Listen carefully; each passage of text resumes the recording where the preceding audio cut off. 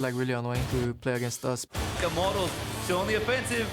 Everybody's just all over the place trying to get the upper hand on everyone. That is a 5-man Immortal swarm in the bot lane. We're not really scared of anyone else, but like in the back of our heads, we're trying to beat each other like really hard. Oh my God, Hootie is just going off this game. We're way faster and we're really decisive when we make plays. It's really hard to react to plays when they're behind. The little things in these games are setting them farther behind. It's probably going to be a bloodbath. I really don't like bloodbath games, but we have to go through them anyway.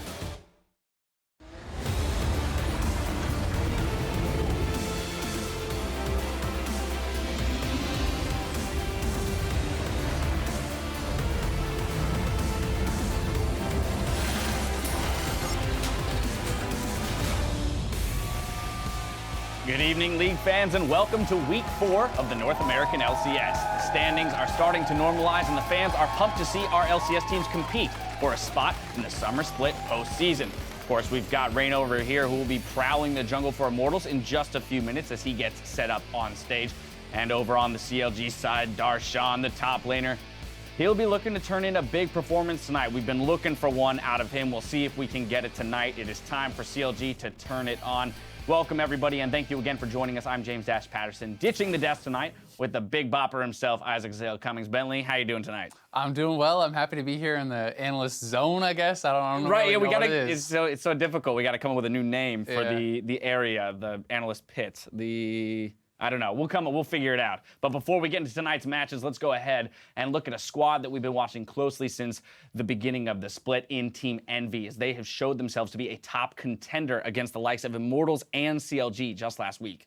Yeah, they're still at the top of the standings, right up there after 3 weeks. Lod particularly has really impressed me. I think he stepped up a lot last week for the team. He looked very competitive against some of the best bot lanes, in North America. It was really impressive. And I think an important thing to note here is, although they did lose 2-0 in their series against Immortals, that our goal for them, what we wanted to see from them, was just that they could compete, that they could play these games closely against the top tier teams, and that's exactly what they did. I mean, if you look at it very objectively, you can look at both of those games and say those were winnable games for Envy. So the series very easily could have gone the other way. Yeah, game 1 came down to kind of that throw around Baron with the ninja face check. Game 2 was literally just right-click on the Nexus, take your hands off the keyboard. Envy probably wins that one. So it was just a split decision thing, but they show that they can compete at the highest level in macro games against very good teams, and they came back the next day and were able to beat CLG. So yeah, they did exactly that. They clicked the Nexus the next day. So we saw that same circumstance show itself. They execute on it. So they're a team that's learning and growing throughout the split. And with Envy's win last week, it's clear that our defending champions in CLG are still struggling, and they need to clean things up if they want to close that gap with the top teams. One of the toughest things for CLG, I think, this split has been the fact that Darshan is not this, elite top laner that's far and away above everyone else that he has been in the past. He's always been this guy that has been crushing the other NA top laners, and now the talent has just increased immensely in North America in the top lanes. It's very hard for him to shine like he has in the past. And tonight's a night to prove it, right? He's going up against Huni, one of the other top laners here. So if he can put up a good showing, I'll be more inclined to say that CLG is returning to form. Of course, one of the reasons why we've kind of given them this allowance, we've given them this grace period of, well, they went to MSI, they're patches behind, so let's give them some time to kind of readjust and get back into the meta. Well, it's week 4 now. I'm sorry, that excuse is out the window, right? So in a sense, it's time to turn a critical eye and say, hey, look, you're playing champions that you've played for years now. You're playing some strategies in terms of the 4-1 split that this team is very used to playing with. So that excuse is no longer there. It's time for them to put up or shut up. Yeah, at the end of the day, it comes down to the fact that they're just not playing that well.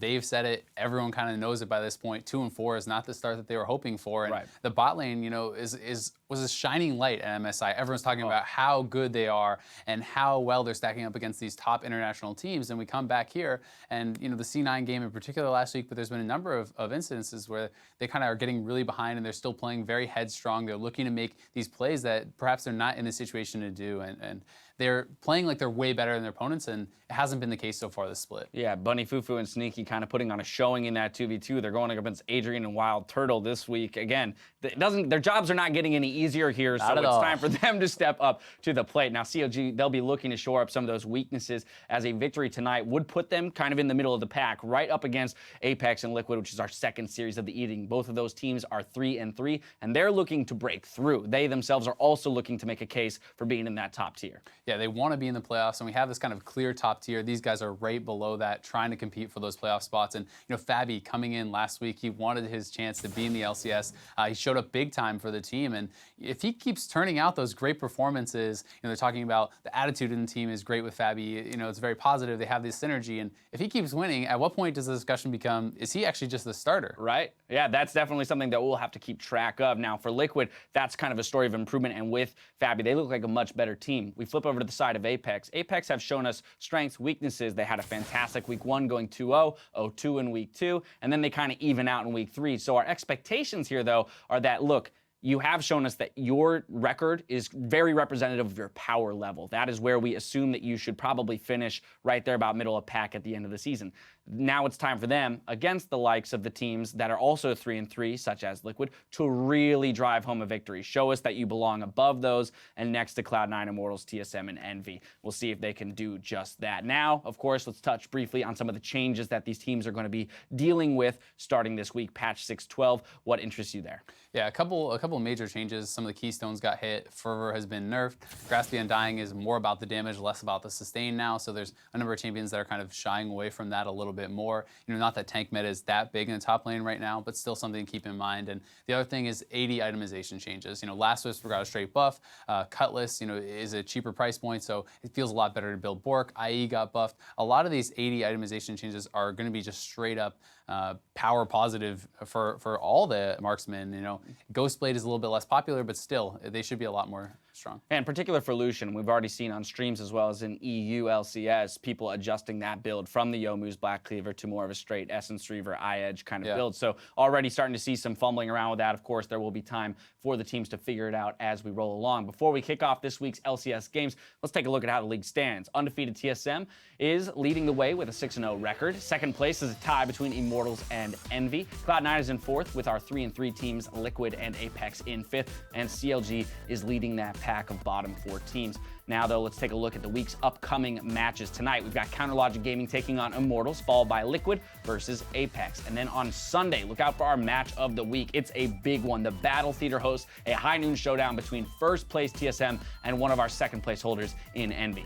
Yeah, and we saw that hype video for the match of the week. I was watching that the other day, and Doublelift has some very strong words for Lod. He's like, oh, he's trashing solo queue, he's trashing scrims, he's going to be trash on the stage.